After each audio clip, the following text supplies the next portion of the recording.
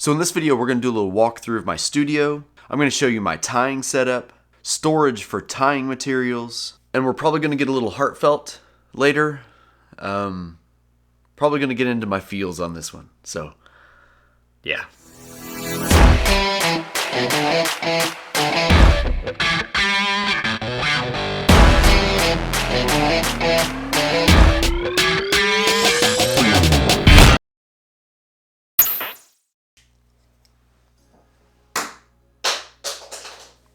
Missed. Since the last video, I've made some changes to the studio. I got a new desk, got some different things, organizational wise. We're gonna cover all this stuff in this video, but a couple of real quick and easy things to get out of the way that I've gotten a lot of questions about the studio. Right there is a dinosaur that that a lot of people have asked about. You know, I said something to my wife that I never thought I would ever say to my wife. So one day she was looking at Facebook Marketplace and she came across these things and I was like, "Oh, those are cool, you know, but I mean, come on, that's crazy." The next day after work, she was like, "Hey, I'm going to go look at these things." I said 5 words to my wife that I thought I'd never ever say in my life. Do not buy a dinosaur. She didn't listen, so we have Kevin. We have Kevin. So this is my new tying desk, and got it on Amazon. It's really cheap, great looking, but super minimalistic. I've got enough storage in this place that I don't need a bunch of drawers and stuff to put things. I don't want that. I didn't need that. Yeah, so I didn't get that. To keep from scratching the top, I got one of these cutting mats. It's like for like scrapbookers and like seamstresses, seamstress. But it's like a self-healing mat, but it's got a measuring thing on it. I didn't want one of the silicone mats. I've had the silicone mats before, and they're great. You know, they do a great job. I'm not going to be dropping beads in it, rolling around. That's just not what I'm gonna do. But I will measure stuff, and yeah. So it's like an 18 by 24 inch like cutting mat. That's what they're called. Self-healing. I don't understand how it heals itself, but you know. So I have my main vise, which is the Peak LIRS. It's the large iron retention system. I still think the name is maybe a little much, but I have a video on my vise and stuff like that. I'll link it in the description of this video as well. But I've got a regular vise here, which is just the regular Peak as well, both with the granite bases. I do have something working out that's going to be next level awesome that we're going to hopefully see sometime this year. Yeah, working with somebody that's doing something cool. So, yeah. I decided to go with this open, super minimalistic concept type of desk. It's literally just basically a top that has like 2 shelves on it. It doesn't have any storage, like real storage.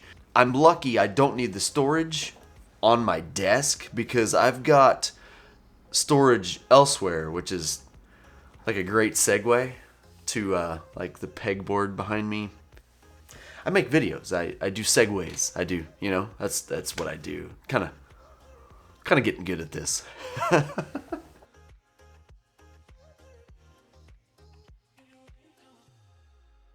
So whenever I was first putting this studio together, I put up a pegboard, and I was warned by so many people, if you're gonna have multiple colors of anything, you're not gonna love the pegboard. And I was like, come on. No, I don't want to have drawers full of stuff. I just don't. I want stuff where I can see it and organized. But what I didn't realize was with these pegboards, if I want blue heavy metal beads, like these are Flyman's heavy metal beads. If I want the blue ones, I gotta go all the way back here and get the blue ones out, and then like put these back, and then I'm okay. The color you need is never in the front on a pegboard unless you only have like 15 different packages of the same color. That's just the way these things work. But I knew that I wanted to be able to see the colors and everything that I've got, so I know it's right there. It's not in drawers. I just kind of hate drawers. I think that's kind of my thing. So, sorry, that was right in the mic, wasn't it? So I've worked with Loon for quite a while now, like several years. And they constantly come out with little stuff that you're like, oh, that's such a great idea. And they're all really, really well made. The vast majority of the time, something that is going to help you and change how things work for you is such a tiny, tiny little thing. And this product was one of my favorite things that's come in a long time to help me stay organized, but still be able to see everything I've got and get to it super easy. Loon's bench rings. There's really nothing to them. They are I don't even know what they're made out of. The inside has to be like wire. Only one way to find out. Oh. So they're made out of coated wire. Come to find out, and my Pilar is in need of sharpening now because stupid decisions. Story of my life.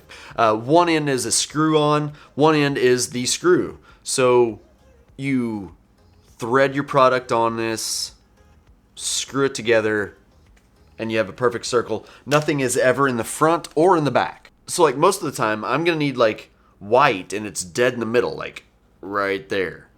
So you just literally flip it over there, unscrew, and take the white off, and you're done. I mean, that's what you do. These things have been such a godsend for me that it's really... I almost took my pegboard down because I hated having to wade through all the colors and take colors off to get to the color that I needed and then put them back on there and all that stuff. You don't have to do that with these. Now, I hear what you're thinking. Not everybody has 10 feet of pegboard that's totally full. I have a small fly shop worth of materials, and I understand that. But, like I kept telling you, I'm not a drawers guy. I just don't like drawers. So something else that these things are great for, if you can just throw this in a drawer. This is not going anywhere. You just throw that in a drawer or on the floor. There are 3 different sizes. There's the big, huge size one. I've got all my marabou on this. It's not all of my marabou, but that's a bunch of marabou. I've got half my polar chenille on this one. I've got the darker, more natural color on another one. And, of course, my ice dub. I have 2/3 of the materials on my pegboards hanging on my pegboard on these, which is great because the way they hang on a pegboard, you can see all the colors and they're right in front of your face. That's way better than just seeing the one that's in front. You know, so Loon's bench rings, fantastic. I love these things. This was a big change for me in the last couple weeks, and I'm absolutely loving them. How about we give some away?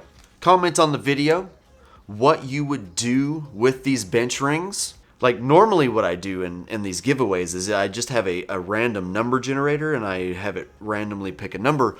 But we're going to do the coolest comment. What would you do with these bench rings? Comment on the video and let me know. And the one I like the most, I'll send you a pack of bench rings. So, yeah. So this is the pegboard that I was talking about, and I have literally all of my stuff on it. This is like a, I don't know, 8 or 10 feet of pegboard, and yeah, I absolutely love it. Super useful for me, and you can see the bench rings.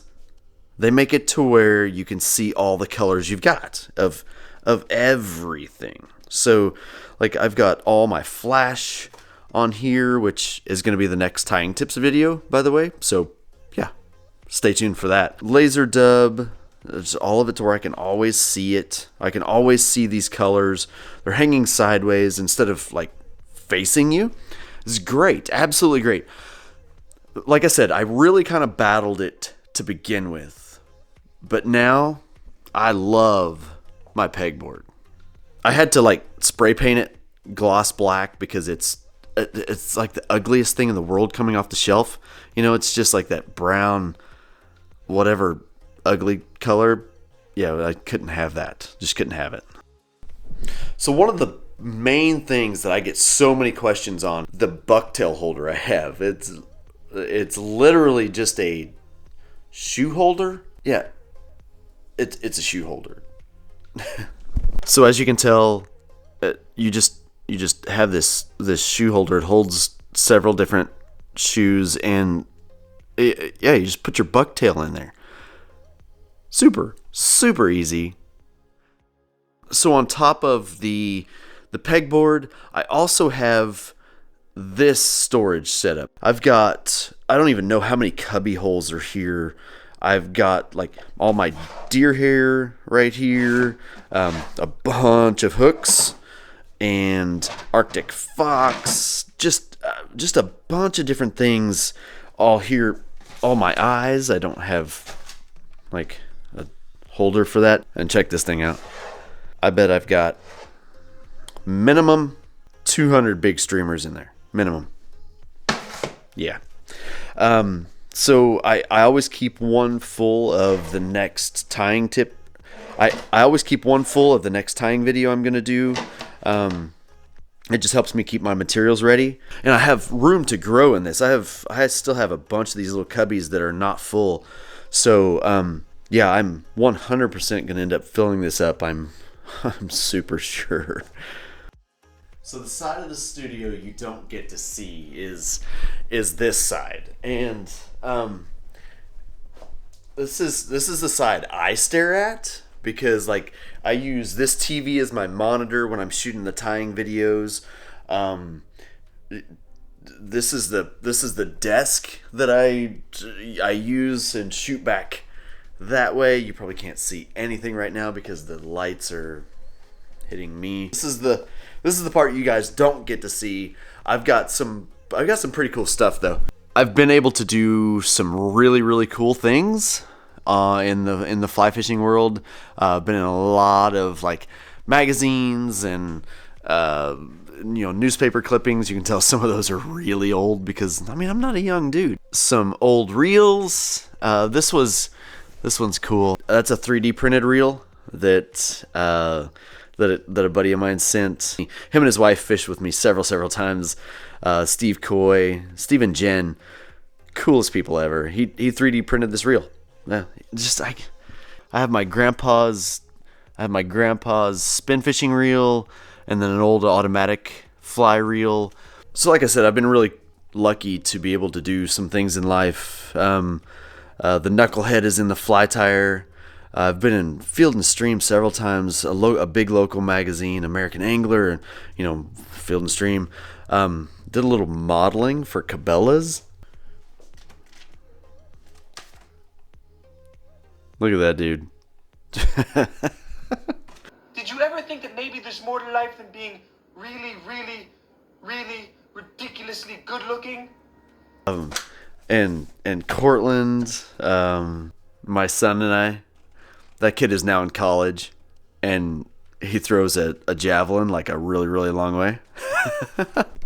But I've just really been blessed to do, just ran into a chair, but I've been really blessed to be able to do a lot of different things in the industry, and yeah, it's been kind of crazy. I've gone over this in my head a lot, and I didn't know how to put it. I'm just gonna flat out cut to the chase. In 2019, we were at. I always look at the camera, but when I'm when I'm in my feels, I start to look around a little bit, but um, I'll try to do better. In 2019, we were at Jeanette's grandpa's funeral, and and it was rough. He was a man that I didn't get to spend a lot of time around. Jeanette's family is all from the north, and I'm an Ozarks boy that is, you know, I'd like to say kind and gentle and stuff like that. Where her family's northern and rough, and they're amazing. They're absolutely awesome. But the first time I went up there to visit anyone, I walk into his house and I hear this accent that is so much like home. And he's from Texarkana, Arkansas. And I immediately I found this kindred spirit that I was immediately drawn to. Instantly loved the guy, and so that was before 2019. In 2019, he passed away, and it was a rough time. We were at his wake, and right after that, we were at Jeanette's parents' place, and we got a call that my mom had died that night, that right then.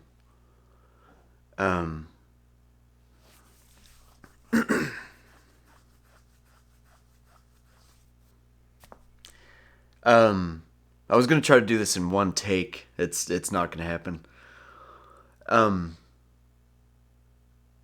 I was raised as an only child, pretty much. I have three half sisters that you will never hear me say they're my half sisters. They are my sisters. They're my girls. I love them dearly.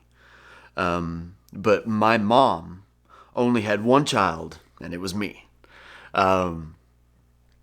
So I was raised by a single mom, and a lady that worked hard, that worked her tail off for everything she ever had. She just worked so hard, and we never had a bunch. I was not one of those people that grew up with a bunch of money. With I was one of those kids that had a mom, but I knew we struggled, but I had no idea how much we struggled. That was my mom. She was fantastic. Everybody that ever met her would totally agree. I live in a tiny town, and I still have people walking up to me saying, "Hey, I really miss your mom," and it's really cool.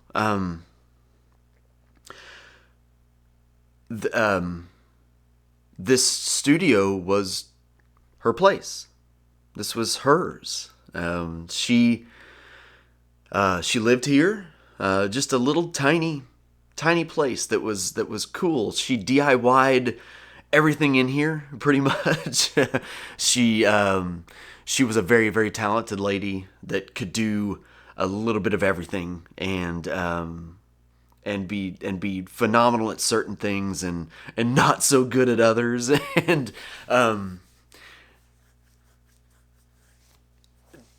she was my mom.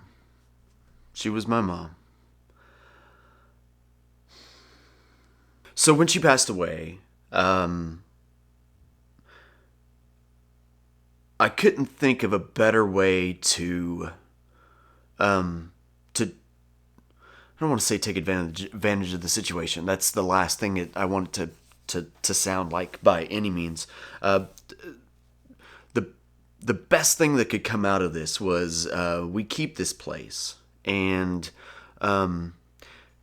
we turned it into my studio, and it was exciting. It was fun.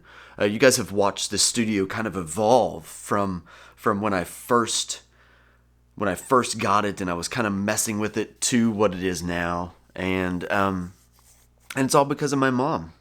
I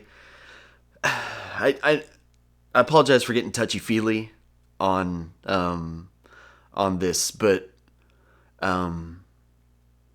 I really feel like for the first time on this channel, I kind of feel like I'm at a loss for words. But yeah, this was my mom's place. She loved it. She loved her little place, and she made it hers, and it was great. It was so great. So here's where you guys come in. Nobody in fly fishing or fly tying on YouTube is making a load of money on YouTube. No one. Just trust me when I say this. No one. You know, you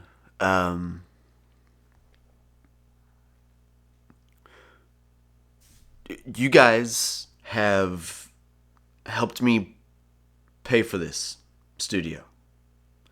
So between YouTube and Patreon and stuff like that, thanks to you guys, it's made having this place easier and a lot of fun. And my mom would be super proud and really really happy that that all these people are watching her son for some crazy reason on YouTube. So from the bottom of my heart, from the bottom of my family's heart, I really really appreciate you guys. We appreciate you guys. We really do.